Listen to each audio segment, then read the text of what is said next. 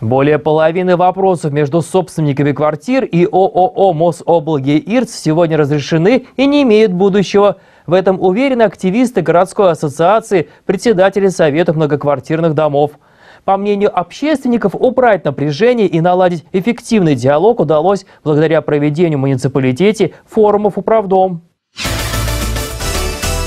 Александра Артамонова и ее соседи впервые получили единый платежный документ Мособлгеирц в конце прошлого года. По привычке долго изучали новую жировку, а после решили обратиться за консультацией к специалистам. Сумма в графе «Итого» оказалась меньше, чем в предыдущие месяцы. Как выяснилось, на одном из городских форумов «Управдом» при передаче информации в расчетный центр были неправильно учтены показания общедомовых приборов учета тепловой энергии. На одном управдоме встречи с представителями ЕРЦ задали этот вопрос. Реакции сначала не последовало. На следующей встрече, уже после проведения встречи, когда повторно этот вопрос был озвучен, эта проблема была решена, и, соответственно, теперь у нас платежи начисляются соответствующим образом. Сбор данных от жильцов, срок подачи сведений об объеме потребленной воды или электричества, а также график работы офиса Мособлгеирц.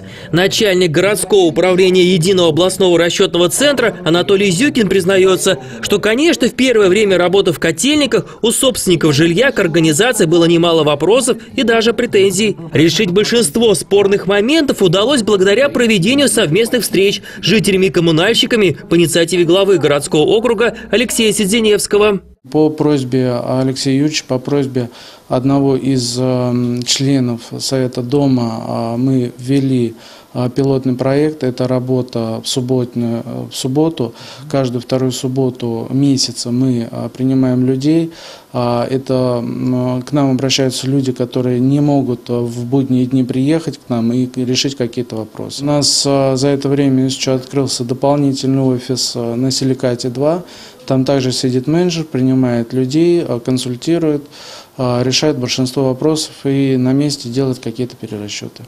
Кроме того, сейчас все отношения с Мособлгеирц можно перевести в онлайн. Для тех, кто экономит время, разработано специальное приложение для смартфонов и планшетов. Программа позволяет оперативно отслеживать начисление платы за услуги ЖКХ, а главное – передавать показания приборов учета и оплачивать счета одним кликом. Программу «Личный кабинет клиента» можно скачать для популярных операционных систем бесплатно и пользоваться. Очень удобный сервис. Можно, не отходя от работы, не отходя от дома, не отвлекаясь от каких-то личных дел, можно всегда зайти через смартфон, посмотреть свое состояние лицевого счета, может быть, оплатить и передать показания. Председатель Совета дома 21 микрорайона Ковровый Ольга Ларина открытие Мособлгеирц в муниципалитете считает логичным и очень полезным явлением.